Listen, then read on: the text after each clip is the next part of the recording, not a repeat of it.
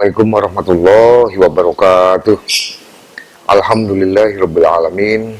Allah Subhanahu wa taala yang Maha mengatur segala sesuatunya telah mentakdirkan kita untuk bisa bertemu pada majelis yang mulia ini melalui peralatan yang ada.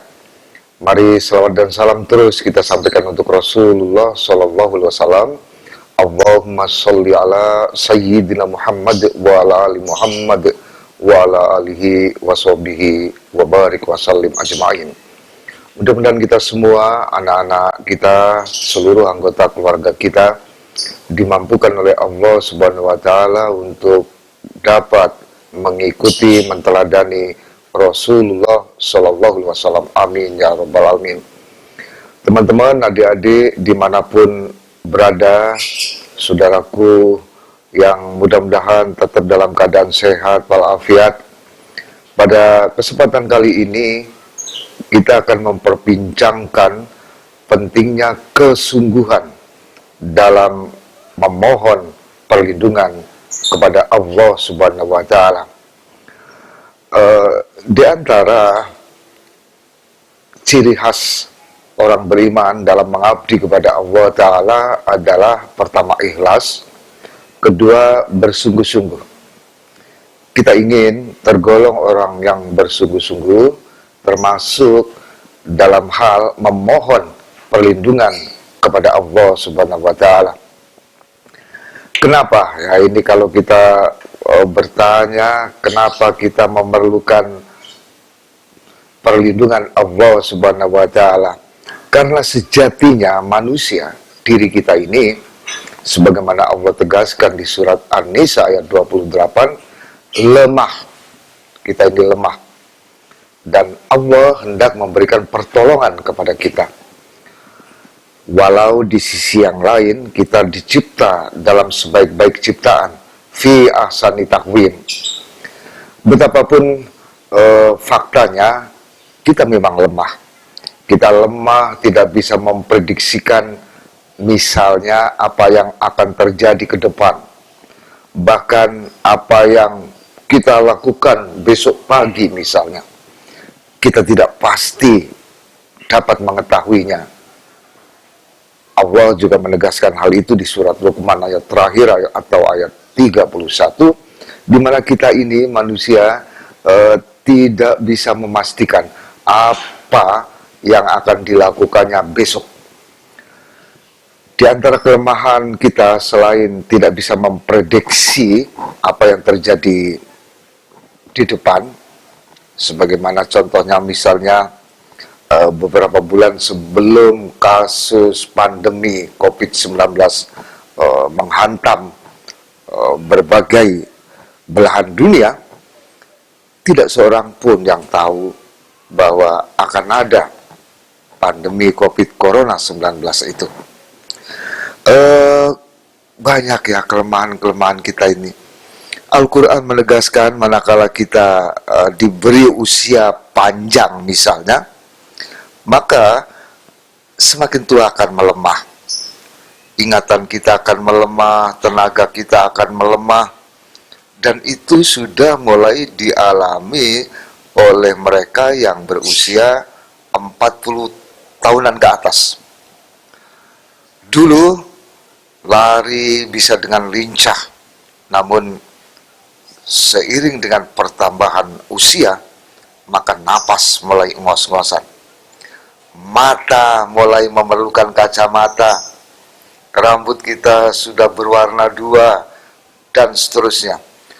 Bagi kita yang menginginkan ingatan agar tetap kinclong, tidak pikun, para ulama menganjurkan kepada kita semua agar kita tetap terus mengakrabi Al-Quran, membaca, mentadaburi terus sepanjang waktu. Insya Allah ingatan kita akan tetap baik, akan tetap kinclong. Teman-teman, adik-adik, saudaraku dimanapun berada, orang-orang beriman sebagai manusia yang di sisi lain tadi disebutkan memiliki kelemahan-kelemahan, ini memerlukan perlindungan Allah Subhanahu wa taala dari 3 pihak. Pihak pertama, setan yang terkutuk. Pihak yang kedua, sebagaimana Al-Quran menegaskan maupun beberapa contoh doa dari Rasulullah SAW, kita memerlukan perlindungan Allah Subhanahu wa taala dari kejahatan makhluknya. Sudah 2 pihak. Yang pertama adalah setan yang terkutuk, yang kita perlu mendapatkan perlindungannya.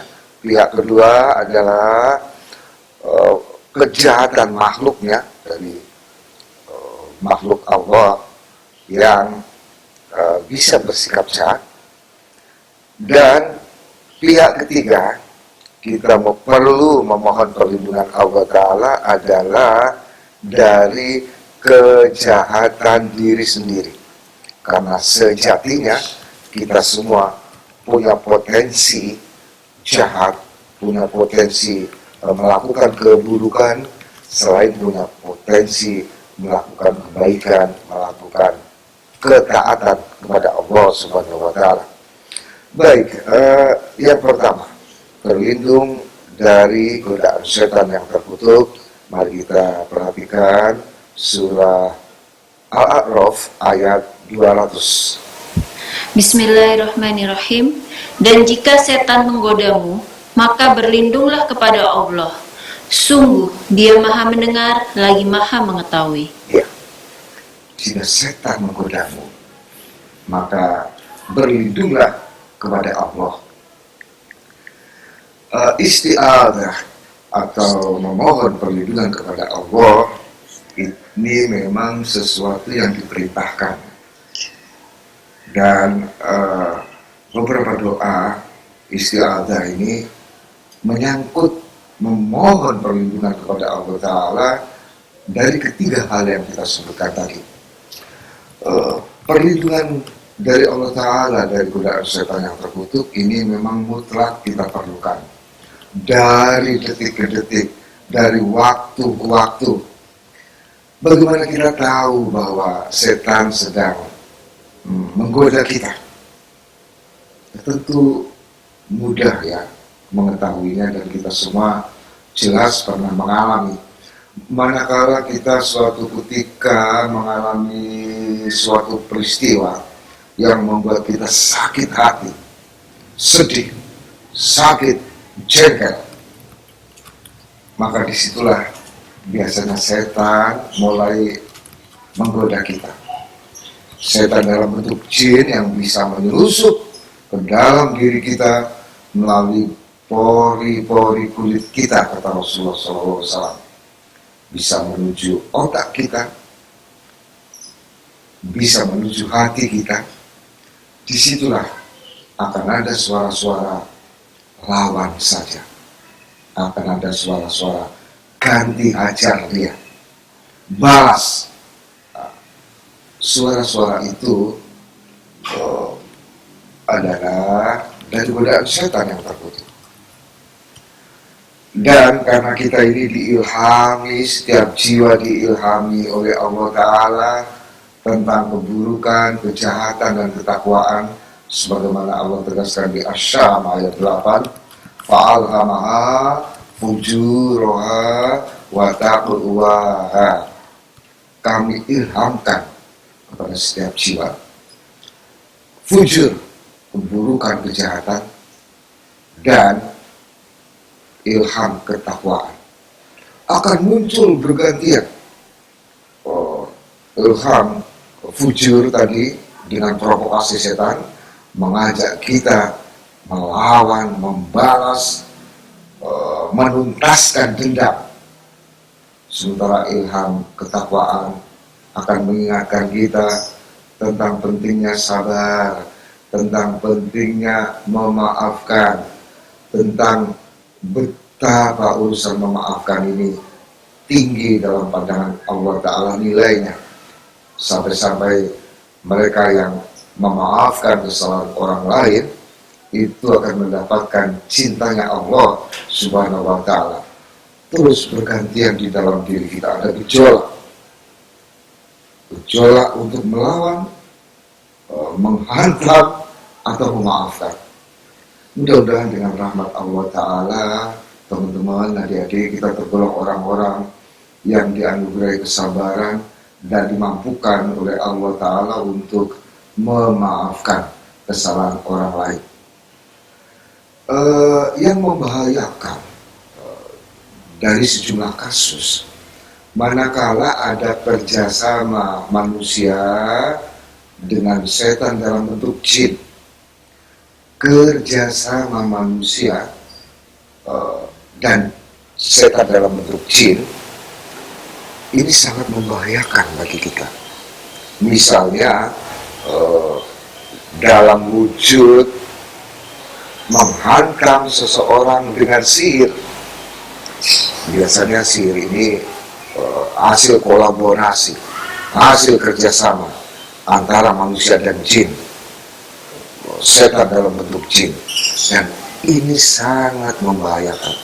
Kasus-kasus dalam kehidupan sehari-hari tidak jarang kita saksikan dampak-dampak buruk dari kejahatan sihir, hasil kerjasama antara manusia dan jin, setan dalam bentuk jin. Mari kita ingat kembali firman Allah Ta'ala di surah Al-Baqarah, surat yang kedua, ayat 102. Bismillahirrahmanirrahim. Dan mereka mengikuti apa yang dibaca oleh setan-setan pada masa kerajaan Sulaiman. Sulaiman itu tidak kafir, tetapi setan-setan itulah yang kafir. Mereka mengajarkan sihir kepada manusia dan apa yang diturunkan kepada dua malaikat di Babilonia, yaitu Harut dan Marut. Padahal keduanya tidak mengajarkan sesuatu kepada seseorang sebelum mengatakan, sesungguhnya kami hanyalah cobaan bagimu, sebab itu janganlah kafir. Maka mereka mempelajari dari keduanya, apa yang dapat memisahkan antara seorang suami dengan istrinya. Mereka tidak akan dapat mencelakakan seseorang dengan sihirnya, kecuali dengan izin Allah. Mereka mempelajari sesuatu yang mencelakakan dan tidak memberi manfaat kepada mereka. Dan sungguh, mereka sudah tahu barang siapa membeli atau menggunakan sihir itu, niscaya tidak akan mendapat keuntungan di akhirat. Dan sungguh, sangatlah buruk perbuatan mereka yang menjual dirinya dengan sihir, sekiranya mereka tahu. Subhanallahul azim. Dari ribuan tahun yang lalu, di masa pasca kerajaan Nabiullah Sulaiman alaihissalam, Allah subhanahu wa ta'ala menginformasikan kepada kita tentang bagaimana sihir ini bermula. Dan ini dipahami sesungguhnya di hampir semua bangsa. Bahkan sejumlah film misalnya, itu tidak sedikit yang mengungkap soal sihir ini yang memang dampaknya luar biasa buruk. Di Indonesia misalnya orang juga mengenal istilah santet, dan ini terkait tentu saja dengan sihir, di mana intinya adalah mencelakakan seseorang, membuat sengsara seseorang, membuat menderita seseorang, bahkan tidak sedikit yang mesti meregang nyawa. Di antara target pokok mereka adalah memisahkan antara suami dan istri. Ini penting untuk kita sadari betapa sihir itu adalah suatu fakta. Fakta yang dampaknya akan dengan mudah sejatinya kita melihat dalam kehidupan sehari-hari. Dampak buruk yang mencelakakan, yang membuat orang menderita. Namun bagi kita orang beriman, jangan khawatir. Sebagaimana Allah tegaskan di Al-Baqarah 102 tadi, tidak mungkin sihir itu mengenai seseorang tanpa izin Allah. Dan Allah subhanahu wa ta'ala adalah pelindung orang-orang beriman, pelindung kita. Karena itu, teman-teman, adik-adik yang dirahmati oleh Allah Ta'ala, mari kita pelihara terus keimanan, sikap tawakal kita, sehingga kita tergolong orang-orang yang senantiasa mendapatkan perlindungan Allah Subhanahu wa Ta'ala, termasuk dari sihir ini. Terkadang dalam istilah sehari-hari kita juga mengenal istilah black magic.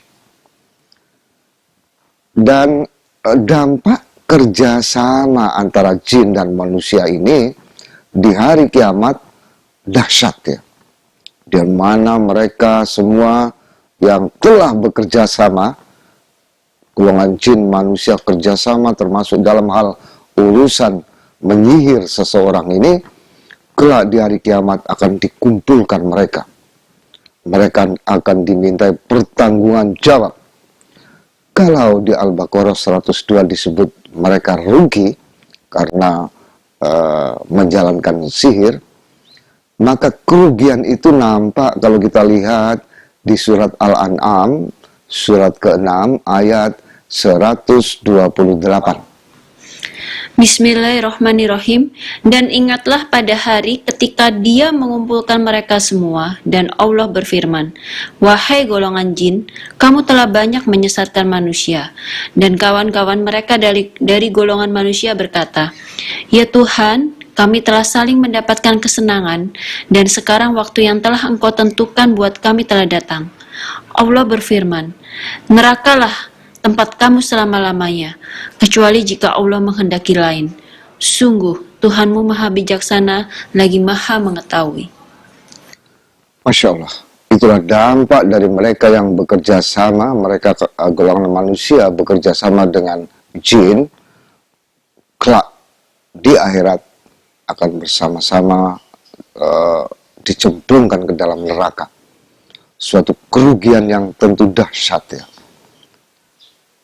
Baik, teman-teman, adik-adik, saudaraku dimanapun berada, Allah Subhanahu wa Ta'ala melalui Rasulnya banyak memberikan teladan, contoh doa-doa mohon perlindungan ini, isti'adzah kepada Allah Subhanahu wa Ta'ala, termasuk dari kejahatan makhluknya.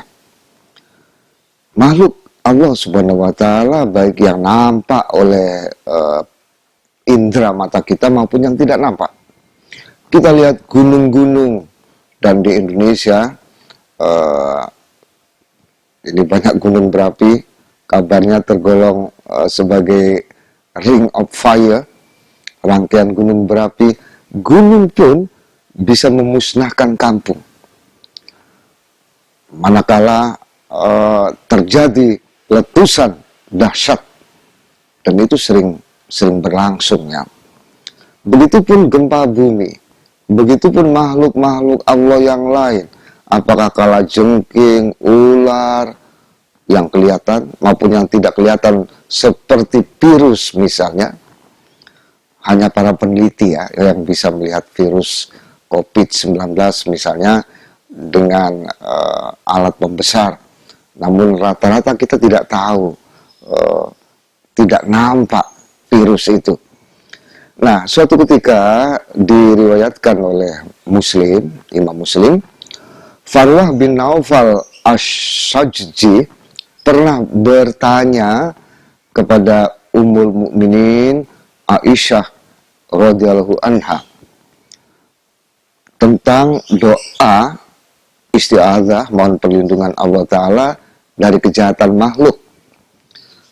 Maka sebagaimana yang kita bisa baca di hadis riwayat Muslim, doa itu bunyinya, Allahumma inni a'udzubika min syarri ma khalaq. Wa min jadi ulang adik-adik, ini pelan-pelan, ini penting kita pelajari. Jadi permohonan perlindungan ini sekali lagi penting. Yang pertama tadi sudah kita ungkapkan dari godaan setan kan. Yang kedua sekarang dari kejahatan makhluknya. Dan di surat Al-Falaq yang kita baca itu, Bismillahirrahmanirrahim, Qul a'udzu birabbil falaq. Katakanlah aku berlindung kepada Tuhan yang menguasai subuh. Min syarri ma khalaq, dan dari kejahatan makhluknya. Al-Falaq. Secara spesifik, secara khusus, Rasulullah SAW juga memberikan contoh doa untuk mohon perlindungan kepada Allah Ta'ala dari kejahatan makhluk ini. Misalnya, a'udzu bikalimatillahi tammati min syarri ma khalaq, yang artinya aku berlindung dengan kalimat-kalimat Allah yang sempurna dari kejahatan makhluk. Jadi manakala kita menuju tempat sesuatu, ini sekedar contoh ya, penting pada saat sekarang ini kita mengikuti protokol kesehatan. Kita pakai masker, kita menjaga jarak, social distancing, kita juga rajin cuci tangan. Tapi jangan hanya cuci tangan doang, yang rajin berwudu juga penting, gitu kan. Maka manakala kita sampai di suatu tempat, sempatkan berdoa, a'udzu bikalimatillahi tammati min syarri ma khalaq. Aku berlindung dengan kalimat-kalimat Allah yang sempurna dari kejahatan makhluk. Mana tahu di tempat yang dimana kita tuju tadi banyak makhluk-makhluk yang berpotensi bisa mencelakakan kita, termasuk virus. Beragam virus, itu banyak sekali jumlahnya yang bisa mencelakakan kita, dari virus influenza, virus ini itu, sampai virus COVID-19. Kita memerlukan perlindungan Allah Ta'ala dari kejahatan makhluknya. Ini penting, isti'adzah seperti ini, yang mudah-mudahan dengan asbab kita mengamalkan Quran, seperti membaca Al-Ikhlas, Al-Falaq, An-Nas, dengan asbab kita mengamalkan doa-doa dari Rasulullah SAW dalam hal memohon perlindungan ini, termasuk doa tadi, mudah-mudahan Allah Ta'ala senantiasa melindungi kita semua. Kemudian yang ketiga yang perlu kita bicarakan adalah memohon perlindungan Allah Ta'ala dari kejahatan diri sendiri. Tadi sudah disebutkan, sejatinya setiap orang, Anda, saya, itu punya potensi kejahatan. Fa'alhamaha fujuraha wa taqwaha. Maka kami ilhamkan kepada jiwa itu fujur, keburukan, kejahatan, dan ketakwaan, kebaikan. Kita semua pernah mewujudkan dalam tindakan ilham keburukan itu, sehingga yang terjadi kemudian ada orang yang sakit hati misalnya, atau bahkan baik sakit secara fisik maupun sakit hati. Ini penting bagi kita, teman-teman, saudaraku. Kita mohon kepada Allah Ta'ala agar Allah Ta'ala melindungi diri kita dari kejahatan atau potensi kejahatan yang ada pada diri kita sendiri. Tadi sempat disinggung tapi nggak utuh gitu ya. Bagaimana Farwah bin Naufal Asyja'i bertanya kepada ibunda kaum mukminin Aisyah radhiyallahu an tentang doa mohon perlindungan, diantaranya yang diinformasikan oleh Aisyah radhiyallahu anha adalah mohon perlindungan dari kejahatan diri kita sendiri. Doa itu berbunyi, Allahumma inni a'udzubika min syarri ma amiltu wa min syarri ma lam a'mal. Yang artinya, ya Allah, sesungguhnya aku berlindung kepadamu dari keburukan, garis miring kejahatan, dari akibat keburukan apa yang telah aku kerjakan, dan dari keburukan apa yang belum aku kerjakan. Ini menarik doa ini, teman-teman, adik-adik. Allahumma inni a'udzubika min syarri ma amiltu wa min syarri ma lam a'mal.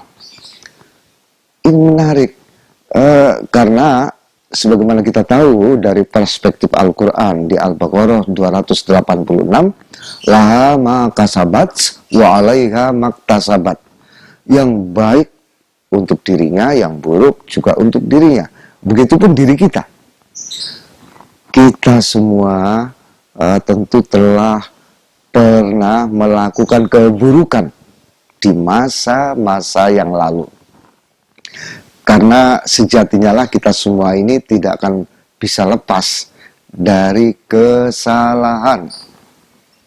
Kita pernah melakukan keburukan, dan kita pun tentu takut ya. Takut kalau buah dari keburukan yang telah kita kerjakan itu pada akhirnya menghantam diri kita sendiri. Karenanya bisa dipahami kemudian Rasulullah SAW memberikan contoh doa itu, memohon perlindungan dari buah keburukan apa-apa yang telah kita lakukan di masa lalu, keburukan-keburukan itu. Sekaligus juga mohon agar Allah melindungi kita dari buah keburukan yang nanti bisa jadi kita lakukan. Karena kita sejatinya tidak maksum. Kalau di masa-masa lalu kita pernah hilaf, tentu wajar ya. Di masa-masa yang akan datang pun kita bisa jadi mengalami kehilapan itu, bisa jadi kita melakukan suatu keburukan. Kalau kemudian kita mohon sesuatu yang belum kita lakukan, sesuatu yang belum terjadi, ini sejatinya sesuatu bentuk rendah hati kita kepada Allah Ta'ala. Dan bolehnya di surat Al-Fat ayat 3 misalnya ya, Allah itu siap mengampuni dosa-dosa kita yang lalu maupun dosa-dosa kita yang akan datang. Rasul pun memberikan contoh mohon ampun ini, baik dosa-dosa awal yang lalu-lalu, sedari dosa awal, maupun dosa akhir, dosa-dosa kelak. Puasa Arafah misalnya, puasa sunnah Arafah, menurut Rasulullah SAW, seseorang akan dianugerahi ampunan untuk dosa-dosa setahun yang lalu dan setahun yang akan datang. Jadi urusan yang akan datang sejatinya gaib bagi kita. Untuk menghindari kesalahan sama sekali. Namun kita tidak usah berkecil hati.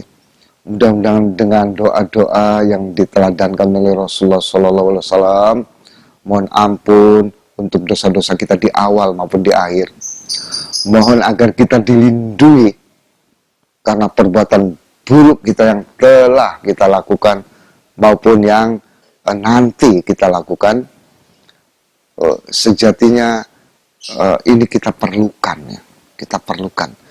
Kenapa? Karena kita memang tidak mau, tidak ingin menanggung derita dari sesuatu keburukan yang telah kita lakukan maupun yang nanti boleh jadi kita lakukan. Jadi perlindungan Allah Ta'ala ini penting, karenanya kita perlu juga bersungguh-sungguh memohon perlindungannya. Dan tentu dengan mengamalkan apa-apa yang disampaikan oleh Allah Ta'ala dalam hal isti'adzah ini maupun Rasulnya. Jadi mari kita teman-teman, adik-adik, saudaraku, perbanyak mohon perlindungan ini. Kita perbanyak setiap pagi dan petang membaca Al-Ikhlas, Al-Falaq, An-Nas. Kita berbanyak terus berinteraksi dengan Quran, seraya mengamalkan doa-doa yang telah diajarkan oleh Rasulullah SAW dalam hal mohon perlindungan kepadanya, baik dari godaan setan yang terkutuk, dari kejahatan makhluknya, maupun dari kejahatan diri kita sendiri.